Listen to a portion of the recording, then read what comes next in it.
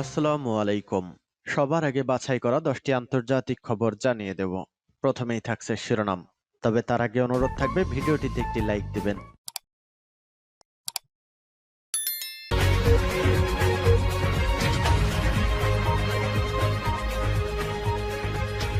আসসালামু আলাইকুম। বিবিসি বিশ্ব সংবাদে আপনাকে স্বাগত। শুরুতেই সংবাদ শিরোনাম, পরে বিস্তারিত। বাংলাদেশের সর্বশেষ গুরুত্বপূর্ণ আপডেট সংবাদে আপনাকে স্বাগত। শুরুতেই সংবাদ শিরোনাম, পরে বিস্তারিত। প্রথমেই জানাবো আমাদের হাতে থাকা সর্বশেষ গুরুত্বপূর্ণ সবথেকে তাজা আপডেট সংবাদ। শক্তি বাড়াচ্ছে এনসিপি, যুক্ত হচ্ছে জুলাই নেতারা। তরুণদের নতুন রাজনৈতিক দল জাতীয় নাগরিক পার্টি এনসিপি তে যোগ দিচ্ছে বৈষম্য এবং ফ্যাসিবাদ বিরোধী জুলাই গণ অভ্যুত্থানের এক ঝাঁক পরিচিত মুখ। জুলাইয়ের আকাঙ্ক্ষা বাস্তবায়নে শক্তিগুলোর ঐক্য প্রক্রিয়া নিয়ে চলমান আলোচনায় বেশ অগ্রগতি হয়েছে। বাংলাদেশের এক অংশের বেশ কয়েকজন দলের নেতা জুলাই গণ অভ্যুত্থানের সাবেক সমন্বয়ক ফ্রন্ট লাইনে পরিচিত অনেক মুখ এনসিপিতে যুক্ত হচ্ছেন। সেই সঙ্গে জুলাইয়ের পক্ষে অবস্থান নেয়া বিএনপির গুরুত্বপূর্ণ কতিপয় নেতার মেধাবী সন্তান সহ বিভিন্ন স্তরের নেতারা এনসিপিতে যোগ দেওয়া নিয়ে আলোচনা অনেক দূর এগিয়ে গেছে বলে জানা গেছে। এটি হলে এনসিপি ভবিষ্যতে একটি শক্তিশালী দল হিসেবে আবির্ভূত হবে। মার্কিন যুদ্ধবিমানের নতুন আতঙ্ক, চীনের তৈরি ইরানের অত্যাধুনিক ম্যানপ্যাড। ইরান ও যুক্তরাষ্ট্রের মধ্যকার চলমান সংঘাতের মতো তেহরান চীন থেকে 1000-এর বেশি অত্যাধুনিক ম্যানপ্যাড বা man portable air defence system সংগ্রহ করেছে বলে আন্তর্জাতিক সংবাদ মাধ্যমের খবরে প্রকাশিত হয়েছে, যেগুলো দিয়ে পাহাড়ের চিপায় বসে ইরানের সেনাবাহিনী সরাসরি মার্কিন যুদ্ধবিমানকে টার্গেট করে ভূপাতিত করছে। এরপর জানাবো, যুদ্ধবিরতির মধ্যেই মধ্যপ্রাচ্যে আরও 10,000 সেনা পাঠাচ্ছে যুক্তরাষ্ট্র। ইরানের সঙ্গে 2 সপ্তাহের যুদ্ধবিরতির মধ্যপ্রাচ্যে আবারও 10,000-এর বেশি সেনা পাঠাচ্ছে যুক্তরাষ্ট্র। নাম প্রকাশে অনিচ্ছুক বর্তমানও সাবেক মার্কিন কর্মকর্তাদের বরাত দিয়ে তথ্য জানিয়েছে ওয়াশিংটন পোস্ট। এদিকে 34 বছর পর ইসরায়েল ও লেবাননের ঐতিহাসিক বৈঠক আগামীকালই হবে বললেন ডোনাল্ড ট্রাম্প। মধ্যপ্রাচ্যে চলমান উত্তেজনার মধ্যে নতুন কূটনৈতিক অগ্রগতির ইঙ্গিত দিয়েছে মার্কিন প্রেসিডেন্ট ডোনাল্ড ট্রাম্প। তিনি জানিয়েছেন যে বহু দশক পর ইসরায়েল ও লেবাননের শীর্ষ নেতাদের মধ্যে সরাসরি আলোচনা অনুষ্ঠিত হতে যাচ্ছে আগামীকাল। এবারে জানাবো, ফের গণমিছিলে ডাক 11 দলীয় ঐক্যের। জুলাই সনদ সংস্কার বাস্তবায়নের কার্যকর পদক্ষেপ গ্রহণের দাবিতে 18 তারিখ থেকে 2 মে পর্যন্ত নতুন কর্মসূচির ঘোষণা করেছে 11 দলীয় জোট। কর্মসূচির মধ্যে রয়েছে 18 এপ্রিল রাজধানী ঢাকায় গণমিছিল, 25 এপ্রিল ঢাকা ছাড়াও সব বিভাগীয় শহর এবং 2 মে সব জেলা সদরে।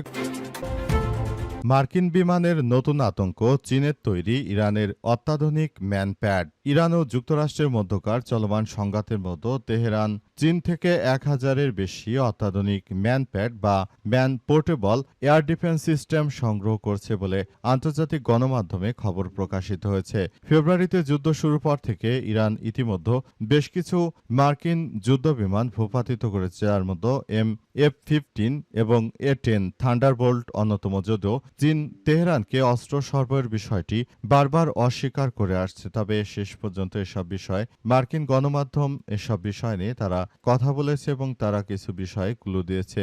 জানা গেছে যে তারা ইরান বর্তমানে চীনের কাছ থেকে কিছু প্রযুক্তি কিনেছে এবং এই প্রযুক্তি কেনার ফলে মূলত বিষয়গুলো এবার সামনে এসে ধরা পড়েছে।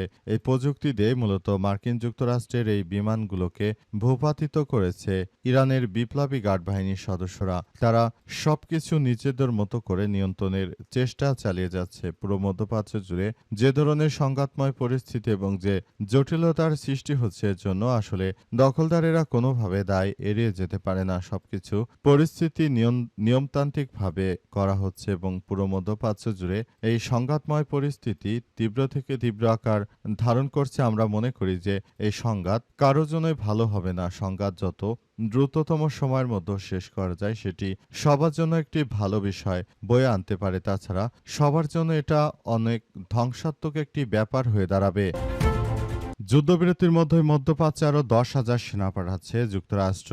মধ্যপ্রাচ্যে এই যুদ্ধবিরতির মধ্যে আবারও নতুন করে সেনা পাঠাচ্ছে মার্কিন যুক্তরাষ্ট্র। এতে যুদ্ধ পরিস্থিতি আবার নতুন পথে মোড় নিতে পারে বলে এমনটা ধারণা করছে বিশ্লেষকরা। তারা জানিয়েছে যে যেভাবে এই প্রক্রিয়াটি চালানো হচ্ছে এবং যুদ্ধবিরতি নিয়ে যে ধরনের কার্যক্রম চালানো হচ্ছে এটি আসলে কোনোভাবেই গ্রহণযোগ্য হতে পারে না। সারা বিশ্ব যেখানে সবকিছু আগের নিয়মে চালাচ্ছে, আমেরিকা শুরু থেকেই তারা এই বিষয়গুলো নিয়ে আসলে খুবই খারাপের দিকে এগিয়ে যাচ্ছে। পরিস্থিতি এতটাই জটিল আকার ধারণ করেছে যে সবকিছু ধ্বংসস্তূপে পরিণত হচ্ছে।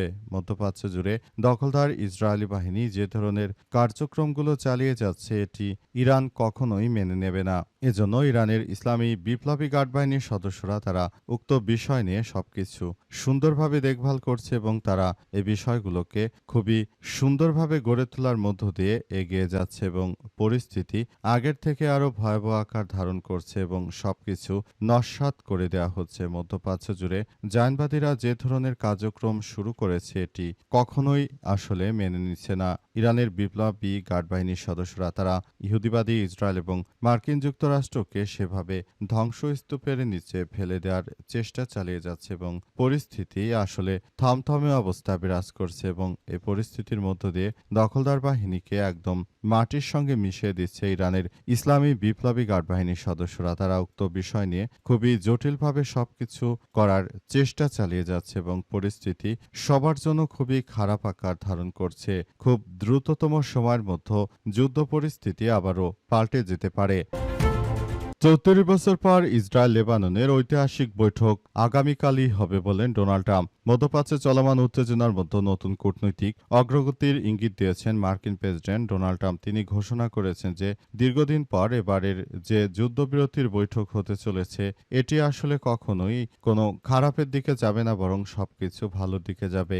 আমরা মনে করি যে যুদ্ধ যদি এভাবে চলতে থাকে তাহলে পরিস্থিতি আরও জটিল আকার ধারণ করতে পারে। তাই সবাইকে বলবো আপনারা যুদ্ধ বন্ধ করে দিন। মার্কিন প্রেসিডেন্ট ডোনাল্ড ট্রাম্পের এমন মন্তব্যের পরেই আসলে বিশ্বজুড়ে ইহুদিবাদী ইসরায়েল আবার লেবাননের উপর আক্রমণ বাড়িয়েছে।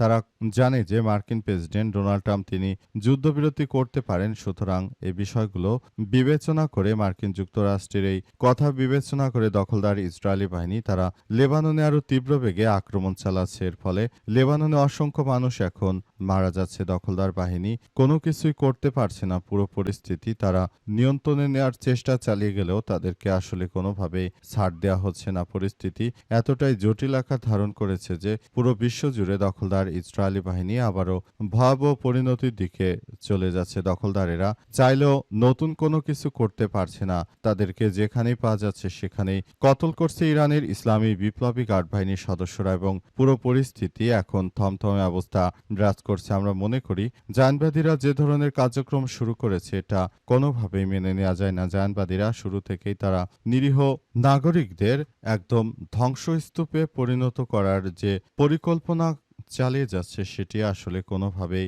আর মেনে নেওয়া সম্ভব নয়। দখলদারদের একদম মাটির সঙ্গে মিশিয়ে দেওয়া হচ্ছে। ফের গণমিছিলে ডাক ১১ দলীয় ঐক্যের। জুলাই সনদ সংস্কার বাস্তবায়নের কার্যকর